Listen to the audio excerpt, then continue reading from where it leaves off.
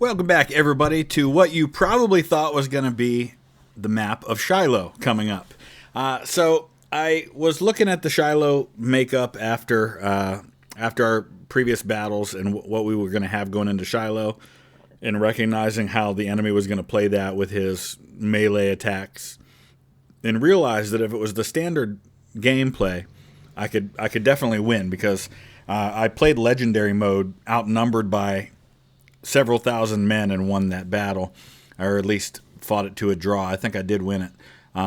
Whereas on this mode, I think with how aggressive the enemy is and the way he uses melee combat, having even odds I did not think was a winning strategy. So what I decided to do was, I've learned some things with the way this mod works after the first several battles that I want to go back and apply. So rather than start it over again for all of you, I'm playing back through with a couple of changes. And the first one is that I put a lot more of my points. I'm still playing on the same mode, Major General difficulty. But I put a lot more of my points into recon and into army organization early on, before this first battle. And then the second thing I did was that for this battle, Philippi, I was much more aggressive, and I made sure all of my men were inside the fortifications of the town going into this last phase where I have to hold it. So now my reinforcements are coming in and attacking him from the rear, whereas all of my other forces are inside, and it's definitely paying off. I'm learning how to fight this enemy in this mod much more aggressively and much more effectively. So I think that I'm going to get myself to a better situation going into the Battle of Shiloh. So what I'm doing right now is I'm just gonna record for you a few moments from each of the battle replays, just to show you how things have gone differently or how they remain the same. And right now what's happening is, because of my aggression early on, I'm wiping out a lot more of his units. And Panda Kraut told me that. Panda, who is the one who actually developed this mod, has been very active in the comments section. You should definitely pay attention to what he has to say in there. But he said it's really important to be aggressive early on and cause rebel units to surrender, because those captured weapons and those captured men that we are going to be able to exchange are going to be super important for us in setting ourselves up well for the early game. So that's why I'm doing that. I'm being much more aggressive, and it's definitely paying off so far. So being aggressive has allowed me to either dissolve or capture some more units. And that also allows me to concentrate my forces now. So now I can turn my forces much more heavily toward the attack from this side, because I've pretty much wiped out the opposition on the far bank of the river. We're going to set Colquitt up as a defense on this side. Now we're going to send Scales over here. And now as we get these men into position over here, oh, here comes a melee attack. Oh my gosh, he's sending, what, like 2,500 men against Loomis's 1,200. That could be a problem. Yeah, Loomis is never going to be able to withstand that, but we do have the manpower to hit him back.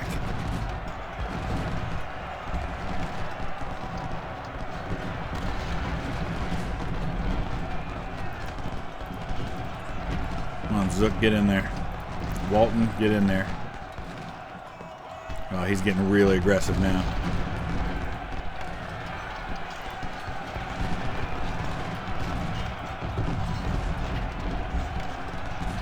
My goodness, what a mess. Anyway, it's going to work out for us here.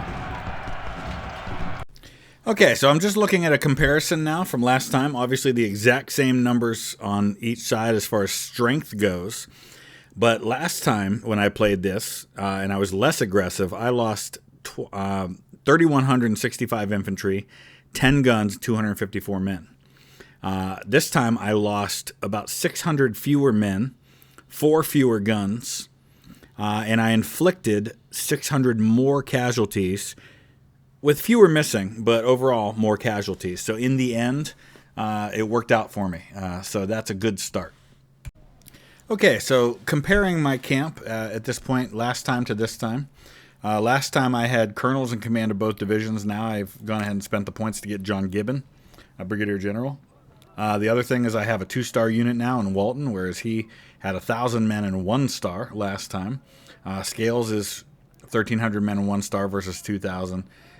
Kimball and Andrews are new units that I created that I put an S there because that indicates they have the 1842 Springfield smoothbores.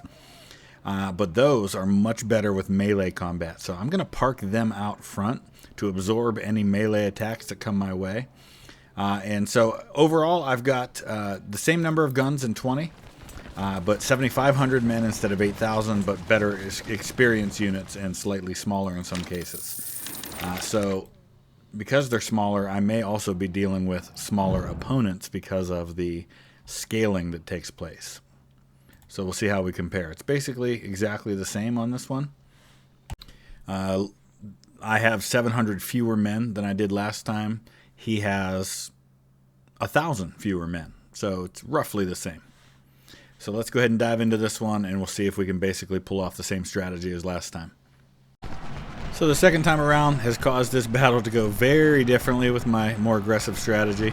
Looks like Bartow's going to wipe out those skirmishers over there, but that's okay. It's bottling up 2,000 of his men, while I much more aggressively go after his men. So those skirmishers just surrendered, but that's okay. We're holding the line here, but we're about to get a numerical advantage on these guys because of the units that are coming in now. I'm going to send this mounted infantry over here to help out with what remains of these skirmishers so I can free up Woods to come back after him from the rear now. We've got these units coming in just in time to face off against the reinforcements that he's going to be sending in.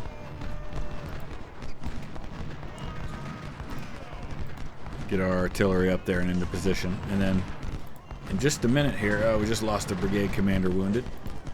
Just a minute here, we're going to be able to hopefully turn his flank because we're going to have a lot of firepower coming in on Ransom right there.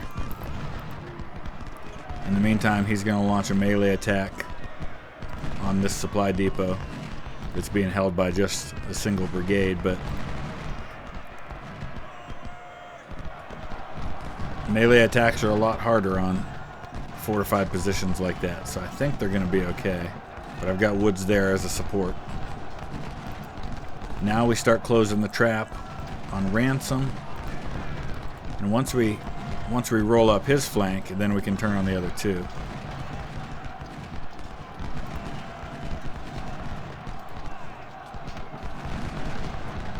Alright, let's be careful here with Woods because there is infantry on the way.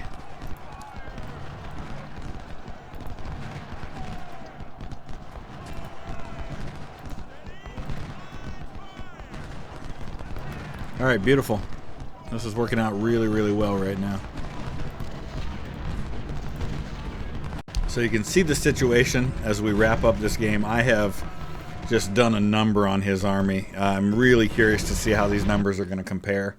Alright, so I had about 1,000, well, I had 700 fewer men this time, but I lost 2,000 fewer. So instead of 4,200 casualties, which I lost last time, this time only 2,400 casualties. I inflicted more casualties. And last time it was 6,400 infantry. This time it was only 5,700, but I caused 1,100 missing. So the net result was actually more. And those captured are more important than killing units. So we did lose 3 colonels wounded, but none killed, which means those will all eventually come back to our force pool. We rescued a lot of the weapons we lost. So all in all, we're just in a better situation than we were after 2 battles. Bull Run's basically the same scenario. We have 10 more guns, but that has given him 7 more guns. He has 700 fewer men than he did last time, but I have 400 well, actually I have 400 more men than I did last time. So a slightly better situation, but it's going to be more about how I play more aggressively that's going to help. This time around, I've got 10 brigades, which is the max that I can have. So different strategy this time. We're going to move much more forcefully toward Matthews Hill.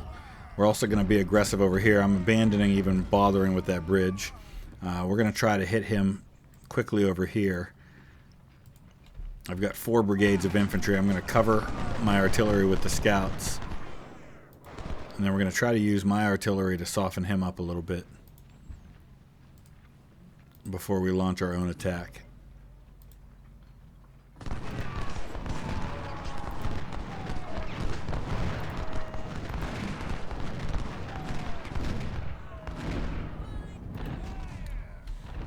So we've routed Pelham's artillery, so now our artillery is going to start focusing on his troops. He's got 3 brigades over here, plus the cavalry, the dragoons.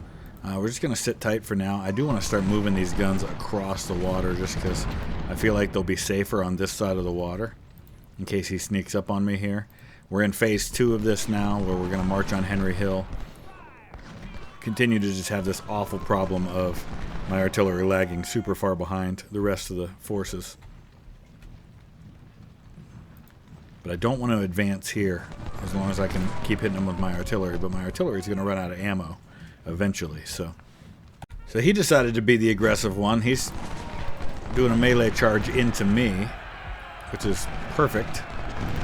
Let's go ahead and bring the cav over here now. He's got 3 close-range artillery units firing on him, a bunch of infantry. I don't see how he survives this. Well, he might. We'll keep the cav close, but not go in all the way with him. I'm also sending 2 of my brigades over this way to come in behind them. Oh, Bartow did surrender, but he waited until he was nice and close to his own men so they can quickly unsurrender him, as they always do.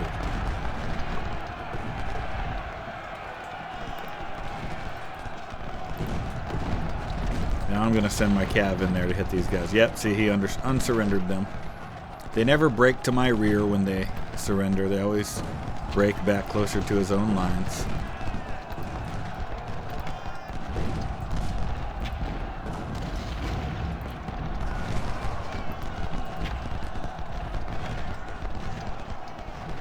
Closing the trap on these guys. Bartow, he's had multiple units surrender and then unsurrender. So some of these guys are just going to end up being dissolved rather than surrendering.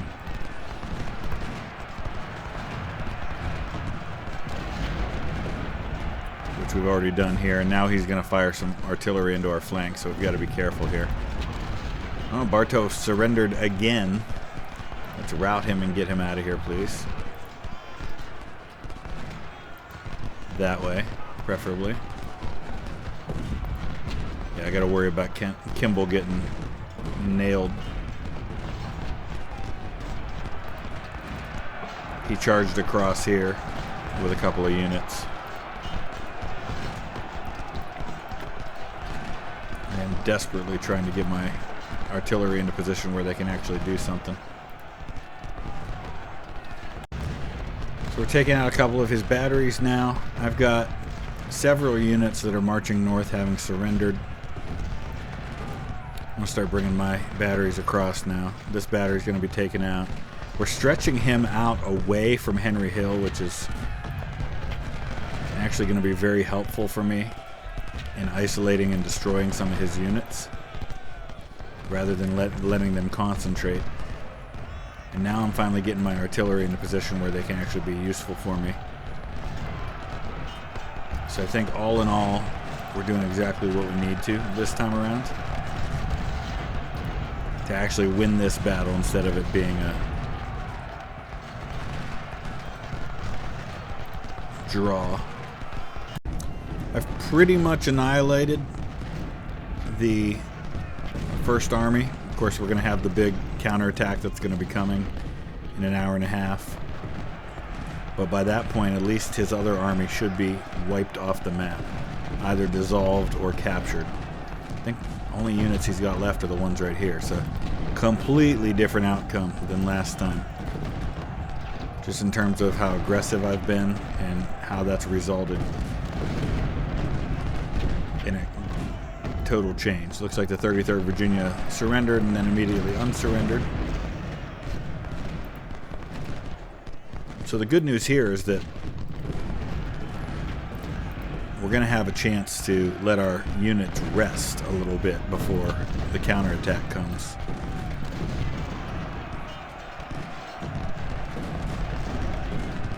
we will need to get them up on this hill and set with all their artillery.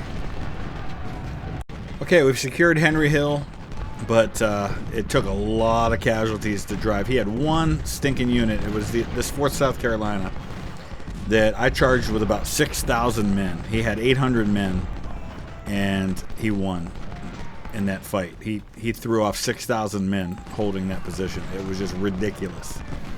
So I'm in the process of combining a bunch of units because I know this massive counterattack's coming, and they're going to just drive my guys off. So I'm going to try to get ready. I'm keeping all my guns on the far side of the river, even though it's gonna hurt me in terms of range. I really just don't feel like I have a choice because he's going to overrun me, and then I'm going to lose all my guns.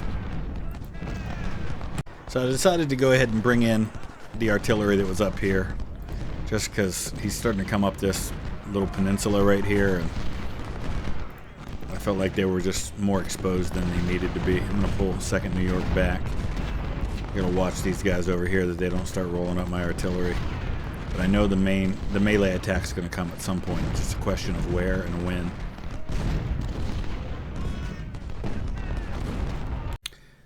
That's a very different outcome. We got a victory this time at Bull Run. I didn't actually look at the casualties the last time I played it, so I can't even compare the two.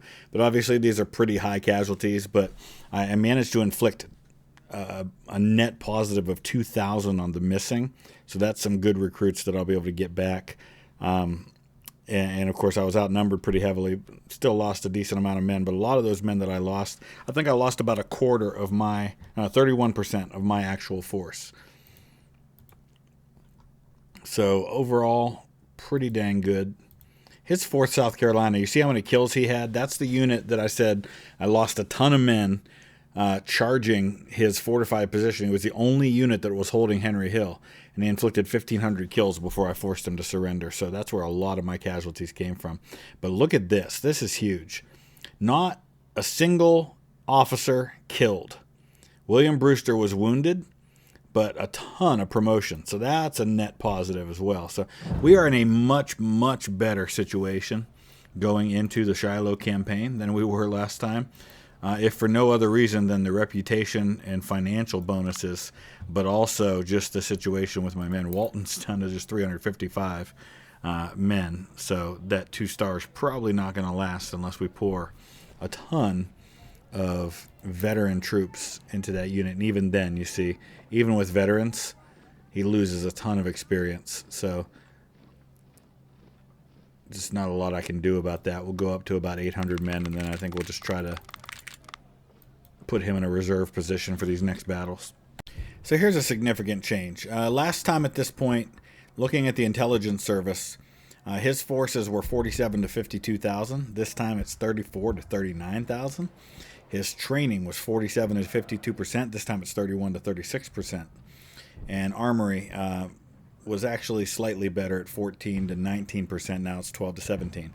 So even those things, significant difference. So you can see how just being more aggressive in the early battles has set me up so differently for the rest of this campaign. So let's see how river crossing looks now compared to last time. This time I'm going to have about a 2,000 man advantage, a 9 gun advantage, and experience is a big difference this time around too. This has been a bend but don't break battle for me. He went melee right off the outset, just charged my entire line with his entire line. We have fallen back twice, but we haven't lost the objective. My artillery has done a nice job of just pouring the canister into him when he got through my initial lines. And having those 1842 Springfields, those smoothbores that have the stronger melee defense, has been a godsend, because I've been much better at throwing back his melee attacks. So we're going to win. And of course the main thing is we have to inflict at least, I think, 5% more casualties on him than he on me, and we've definitely done that because of the brutal attempts he's made to break through my line. We have lost a number of officers wounded in this one. I don't think we've lost any killed. Alright, so that one was significantly more bloody for me that time around, but again, it's a victory. Last time we lost 2,600 men, this time we lost 3,700, so about 1,100 more casualties. I'm still net much better off than I was this time around. Roughly the same casualties inflicted on him this time around, even though he had fewer men this time, and I had more men. So the percentage of losses is roughly the same for me. Let's take a look here at officers. We did lose 2 wounded, but again, none killed. So Walton and Gibbon are guys that are going to come back. We'll get them back. That'll be huge. So a big difference on Crossroads this time around. Last time we played this one, I had 12 brigades, 16,400 men, and 30 guns. I've got 3,000 more men and 4 more guns this time around. The enemy has about 1,000 fewer men than he had. Well, 500 fewer men than last time and 4 fewer guns. So rather than having a 2,000 man advantage and a 4-gun advantage, I have a 12-gun advantage and a 5,500 man advantage. Big difference. So far this has gone really well. He hasn't been able to successfully really get at me for a melee attack. He's done a couple here and there, but I just kept dropping my skirmishers back. Every time he'd start melee, I would hit fall back. I'd fall back a couple of steps and then his attack would suddenly stop. So he hasn't really tried. He's tried a few probing attacks, but really nothing significant. We've got an hour and a half left to go, and in really good shape. This has been a pretty easy fight so far.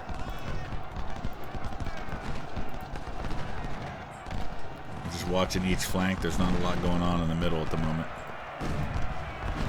Finally coming at my center with 50 minutes to go. This is the first real threat that I've faced so far. But we're shifting Kimball over to meet it. Loomis is going to drop back here, but that's not a huge deal.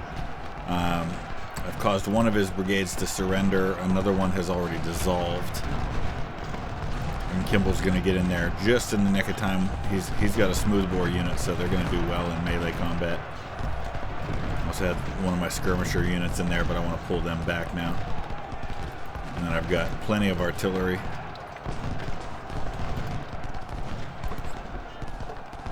You can see my 24 pounders, 8 of them, have caused 347 deaths. My 14 3-inch ordnance guns, only 214, but they're rifled guns. They're not necessarily meant for that kind of fighting.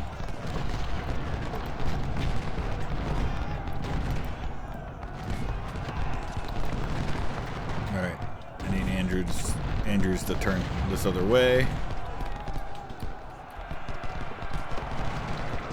Alright, we're in good shape. We caused 2 brigades to dissolve. We captured 3 more. This was another absolute destruction. It's just crazy because it's the exact same difficulty level that we're playing on. You can see here, it's hard light. That's what it's called. It's the Major General, but then it gives you the chance to back off a little bit and play more like Major General, because it says that Major General on this mod is more like legendary mode. So it asks if you want to do hard light, which is only slightly less. So that's what I did. My casualties are more this time around. Again, I had significantly more men. I had about 4,000 more men. And I was more aggressive. More aggressive resulted in more casualties, but inflicted far more. Listen to these numbers. So last time I lost 2,182 men. This time 3,200. Last time I inflicted 3,300 casualties. This time 5,800. Last time I inflicted 0 missing. This time 2,300. So that's a difference of, we're looking at 8,400 casualties. So basically I doubled the number of casualties that I inflicted that time around. So these are the kinds of things that are completely changing the landscape of this campaign the second time around. So this is what it'll look like going into Shiloh. I only have 22 brigades, but slightly more men, but obviously not at the beginning. But the 78 guns are going to help a lot. I think help, especially when I'm trying to slow him down. But I'll show you what my camp looks like, and then we will come back in the next episode and fight the Battle of Shiloh now that we're all caught back up. here's the situation. We've got a number of 1-star units, especially among our artillery. We've got 12 12-pounder Napoleons. We've got 14 3-inch guns, 8 24-pounders there. We've got a unit of skirmishers in each of these. And then we've got a lot of Springfield 1842s. In fact, let's go ahead and mark these guys also as being smoothbore, because we're going to put them up front to bear the brunt of those melee attacks when they first come, and keep our guys with the rifles back further so they can save those weapons to fire on the enemy. Here we've just got a bunch of units that are thrown together. We've got Springfield 1842s, we've got muskets, 1842s, reboard muskets, so all crappy weapons here. But they're going to just be there to slow them down. And then we've got a bunch of 6-pounder field pieces. So let me know your thoughts about all of that, and we'll come back in episode 5 and fight the Battle of Shiloh. Thanks for watching.